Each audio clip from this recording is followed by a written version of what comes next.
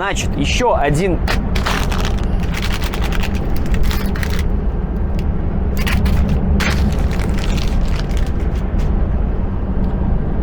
Плохо лежал Осей. Еще один вопрос, который очень долго назревает. И не раз я уже его читаю. Значит, колесная формула 6.2, 6.4 и 6.2, у которых средний мост на тягаче подъемный. Здесь я долго не буду вам ничего разъяснять, да? Я просто вот от свою точку зрения, короче, я выскажу. Если вдруг кто-то не согласен или опять возникнет очень много вопросов, то тогда уже по факту я найду эти тягачи с водителями, и мы спросим у них, как они к этому вообще относятся, как им работается на таких автомобилях. Что вижу я? Смотрите, берем первый наш вариант, как у меня, 6.2.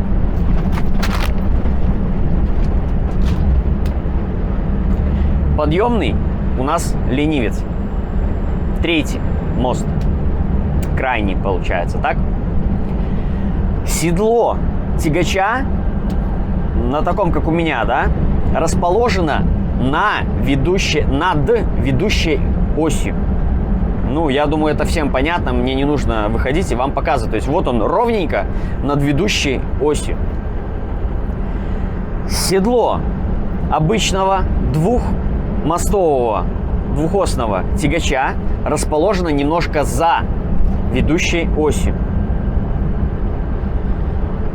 Суть, к чему я веду? Если мы возьмем тягач, трехосник, у которого средний подъемный мост, а ведущий у него третий мост, то у него также седло будет немножко за ведущей осью. Оно будет между, считайте, между этим подъемным мостом и ведущим мостом. И у нас нагрузку он не будет давать там такую, как дает нам тягач, как у меня, с третьим подъемным мостом. Потому что когда у нас седло расположено над ведущей осью, если мы поднимаем ленивец, у нас вес уходит из прицепа, вес уходит из переда, и мы получаем максимальную нагрузку на ведущую ось, там 20-22 тонны, если у нас хороший груз, тяжелый. Получаем максимальный. На тягаче, у которого средний подъемный мост, мы не получим такой результат. Если мы поднимем ленивец, у нас нагрузится перед. У нас нагрузится перед, да, немножко у нас нагрузится ведущая ось, но все равно это не то. Я соглашусь с тем, что этот тягач, он лучше, чем просто двухосный тягач, например. Для работы в Скандинавии речь идет только об этом. Но он ни разу не лучше, даже близко не лучше тягача, у которого третий подъемный мост. Еще один важный момент с третьим подъемным мостом. В чем его плюс? Например, лично я так делаю. Я когда иду на спуск, я максимально работаю моторным тормозом. И ленивец у меня опущен до конца. За счет этого у меня не будет проскальзываний больших, и у меня тягач не будет водить влево-вправо. У нас держит его ленивец, тягач. Если мы берем, опять-таки, двухосник или вот трехосник, у которого средний мост подъемный, он у нас уже не будет держать, потому что ведущая ось-то задняя. Я надеюсь, тоже здесь понятен этот момент. То есть с большей эффективностью я могу использовать моторный тормоз в тягаче, в таком, как у меня. И вот, ну, то есть, я думаю, вам не нужно объяснять, почему на спуск нам нужно максимально задействовать моторный тормоз. То есть, в сложных ситуациях, говорю, лед, снег, там, я тоже на прямой, я использую моторный тормоз. Да, аккуратно смотрю, чтобы там ничего нигде не происходило, то есть, слежу за этим всем процессом. Вот. Я думаю, с этим разобрались, так?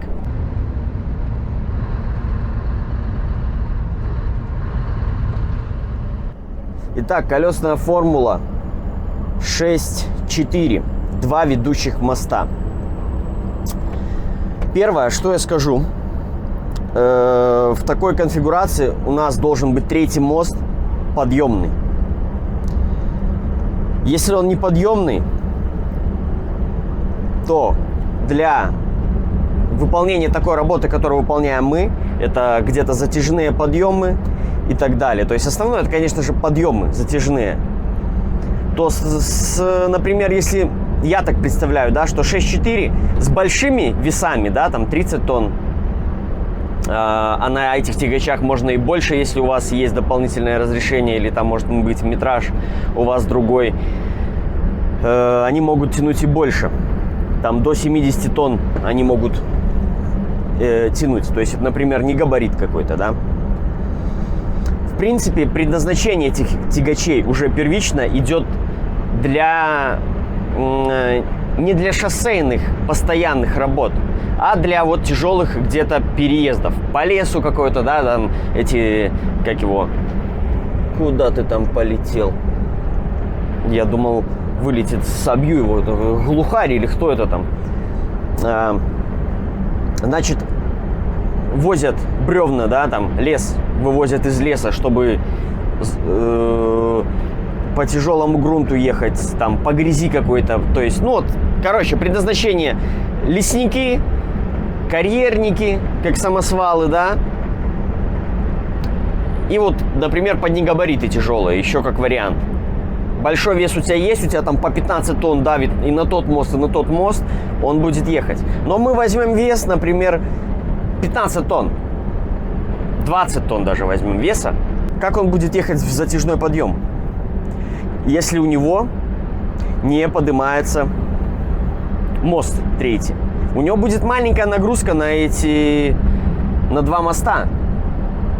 То есть я так представляю, что он хреново будет ехать, если он не поднимет свой третий мост. А если он свой третий мост поднял, то у нас теряется смысл 6.4. Понимаете, в чем суть? И, значит, что я хотел еще сказать. Конфигурация 6.4 с подъемным третьим мостом — это самая дорогая конфигурация восьмидельных тягачей. Я имею в виду вот обычных тягачей. Да, там есть 4-мостовые, 5, понятно, они будут все дороже. Там это специальные грузовики, они вообще не под нашу работу. Я беру вот стандартное, да, наши условия, наши тягачи, максимальные 3 оси, все. И вот такой грузовик, он будет гораздо стоить дороже. Вплоть там до 50 тысяч евро он будет стоить дороже. Что еще добавлю про 6.4? Что в Скандинавии, в частности в Норвегии, 95% компаний и водителей используют грузовики 6.2. Не слушайте всяких идиотов, которые где-то какие-то пишут комментарии, которые вообще в жизни не были в Скандинавии и не видели, как здесь работают. И вообще кого-то, если кто-то вам кто-то втирает какую-то дичь, там, может, другие какие-то ютуберы, что вот, Норвегия. Он один раз заехал в Норвегию на двухоснике, доехал до Осло, и он уже может рассказать вам, как там на северах дела, понимаете? Такие, я встречал такие каналы, я не буду их, как говорится, тыкать пальцами. Вот. Здесь все работают на 6.2. 6.4, например, если кто-то где-то ездит 6.4 с обычным прицепом, вероятнее всего, что этот тягач уже покупался бэушным где-то. Ну и вот выбрали такой вариант. И, например, он тоже тягает постоянно тяжело. Даже я примерно представляю, то есть смотрите, мы можем тянуть 32 тонны в стандартном нашем, да, оснащении с обычным прицепом, с обычным трехосником, 32 тонны груза. Если с этими 32 тоннами груза он будет идти в длинный затяжной 5-километровый подъем, там 9, например, каких-нибудь процентов, вот у меня сомнения берут, что сможет ли он его вытянуть. Как бы вроде бы зацеп, да, у него будет хороший, 8 колес у него цепляются. Но и должно соответствовать еще кое-что, что у него должна быть резина шипованная. И подкидухи стоять должны как минимум хотя бы под одним мостом, тогда он его вытянет. Я уверен, что он вытянет. Ну а так вообще, конечно же, я хотел бы когда-нибудь протестировать такой грузовик в разных условиях, по разному рельефу. И тогда я на 100% буду понимать, как он работает. То есть я однозначно могу сказать по поводу двухосника и вот этого 6.2, у которого средний мост подъемный, что это неэффективно, это не для Скандинавии. 6.2, как у меня, с третьим подъемным полностью мостом, с любым весом, это то, что надо. Вот. Он подходит для нашей работы в самый раз. Вот. 6.4, немножко у него другая специфика. И дороговизна этих грузовиков, а тем более в 2000, как наступил 23 и в прошлом году, 2022, цены вскочили просто в космос на эти все грузовики, что я уверен, что ни один норвег не купит себе 6.4 просто чтобы возить 8 тонн в прицепе. Никогда. Я думаю, было очень понятно. Значит, там еще звучал вопрос по поводу манипулятора, который в моем видео, где я ехал по семерке на цепях в колонне. Спереди у меня ехал манипулятор. Сколько у него там было осей? 4, по-моему, да? То есть человек хотел узнать разницу в шансах вылезть на перевал. Колесная формула 6.2 с ленивцем, 6.4. То есть 6.4, я считаю, без подъемного он не везде подходит. Абсолютно не везде. А если он подъемный, и когда на перевале мы будем его поднимать, то я же говорю, что его смысл теряется. Зачем нам тогда 6.4? Манипулятор, который там ехал, 8, да, у него насчитали осей. Каких 8? В смысле 8.4. Конфигурация его 8.4, да. Опять-таки, это другая специфика грузовика. Это грузовик, это не сидельный тягач. Сидельный тягач с грузовиком просто небо и земля. Отличие идет по поводу вот этих всех передвижений. И я то же самое, я не могу представить, если я еще там в армии ездил на Урале, у которого было 6.2. А нет, почему 6.2? 6.4, все правильно, в нем было 6.4, подключаемый был у нас. У нас все колеса, подождите, гребли. 6/6 у нас Урал был. Что-то я уже попутал. Ну, правда, не включалась там половина, нигде ничего. Вот. В лучшем случае, если у вас просто он ехал. Это хорошо уже было. Короче, 6.2 круче всех. Универсальный. Он универсальный. Вот так я могу вам сказать. Да, он не подойдет где-то гребти там в грязище какой-нибудь. Конечно, он завязнет. То есть это... Был пример у нас на базе. Я не снимал видео. Вот, много было участников в этом. Мы перегоняли, значит, прицепы на другую площадку. А там земля мягкая. То есть мороз все равно не смог сильно заморозить ее. И первый взяли тягач, значит, трехосник. 6.2, да, такая, как у меня. И все, ее засадили по уши в грязь. Вот, то есть прицеп был подгруженный, с которым застряли. Ну и, значит, опустив ленивца, он как бы не будет ехать, да? Поднимаем ленивца, у нас от веса начинает проваливаться тягач просто. Ось его начинает закапывать сама себя. Вот здесь, в том случае, в грязи колупаться, вот 6.4 было бы, да, конечно, все включили бы мосты и просто газ в пол и выехали бы, возможно. Или закопались бы еще больше. Ну, в общем, все познается в сравнении, вот так сказать. Так, погнали дальше. Есть еще пару вопросов.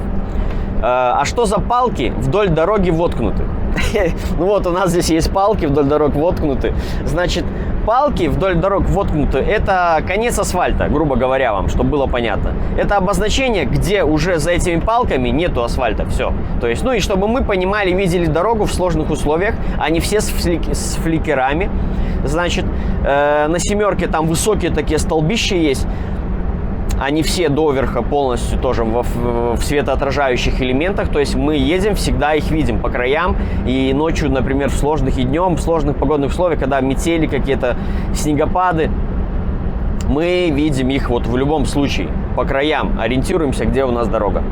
Скажите, пожалуйста, а где ссылка на второй канал или его название? Ребята, ссылка на канал у меня на основной, на главной странице моего канала. Там есть... Я вот вам сейчас не назову. То есть пошел, там вот есть эти менюшки, да, видео, сообщество, плейлисты, там что-то там еще. И там есть еще какое-то вот название. Если вы там пощелкаете, вы найдете там этот канал. Вот. А так, в принципе, на английском Федор Гурбо. У меня фамилия Гурбо пишется через H английское, то есть Хурбо, так вот если прочитать получается. И вы попадете на мой второй канал. И периодически, да, во вкладке сообщества вы найдете видео, которые я иногда делаю, точнее там публикации с видео, которые на втором канале. Значит, добавлю про второй канал. Там нету разговоров никаких, там просто движение. Суть этого канала, он предназначался и создавался для молодых пользователей, так сказать, Ютуба, кто играет в игры Euro Truck Simulator, American Truck Simulator. Я сам в эту игрушку играл в детстве. Сбили оленя, сволочи какие-то. То есть там, поэтому не надо там ждать какого-то чуда. Там два вида, вот у меня будет с головы камера и еще бывает здесь. В этом рейсе я ее не использовал, я так ее не смог никуда присобачить из-за спины. Чтобы, получается, два зеркала в обзоре, вся панель, руль. Вот это такое. Ой, оленей тут, вон, в лесу много. Ну и кто у нас тут хочет их пофоткать, выйти? Австриец. Ну, выйди, пофоткай. На что, ребят, не ответил? Если рабочее время закончилось, остановиться негде. Как быть? Я уже об этом говорил. В Норвегии, если мы едем, у нас погодные условия. Большинство стоянок будет заметено, закрыто, не видно или еще что-то. Едем без проблем. Потом взяли, если вы там больше 15 минут проехали, распечатку сделали, и все хорошо. Ни один транспортник в Норвегии и в Швеции вас не накажет. Не надо слушать всякий бред и всяких там этих комментаторов, которые там шляпу всякую пишут. Позавчера, когда меня на контроле с колесом брали, мне проверяли всю Таху. Вы думаете, там не было превышений по езде? Были, конечно. Никто мне слова ничего вообще не сказал. Здесь такая работа. Зимой. Летом, да, летом вас могут наказать за то, что вы охренели. Кому я что не ответил, где-то какие-то комментарии могут теряться. Вот реально, когда много комментариев пишут, и тем более под комментарием, когда пишут комментарии, ответы, так сказать, вот они могут теряться. Либо через несколько дней только я их могу увидеть. Поэтому, если где-то кого-то я не услышал, где-то что-то не прочитал, напишите еще раз. Я обязательно это все увижу. И также под этим видео пишите свои вопросы. О чем еще рассказать, что не договорили. Значит, все, что я говорю, хочу напомнить, это я говорю со своей колокольни, вот этой вот. Я не профессионал там ни в чем, ни в каких-то тягачах, грузовиках. Я просто выполняю свою работу. И как я это вижу, так я вам это и говорю. Слушать меня, не слушать, это решать уже каждому. Я никого ничему не учу. Я могу показать, как правильно это делается, например, там, расцепка-зацепка прицепа. Я ее снимал видео на канале, я показывал так, как требовали этого в ГАИ, в Латвии, когда вы сдаете на 95-й код, на длинный 95-й код. Именно так это требовали, я это так и показал. Вот, также там по каким-то еще, если где-то моментам требовательным, я тоже могу это сказать. А так в целом все как у всех.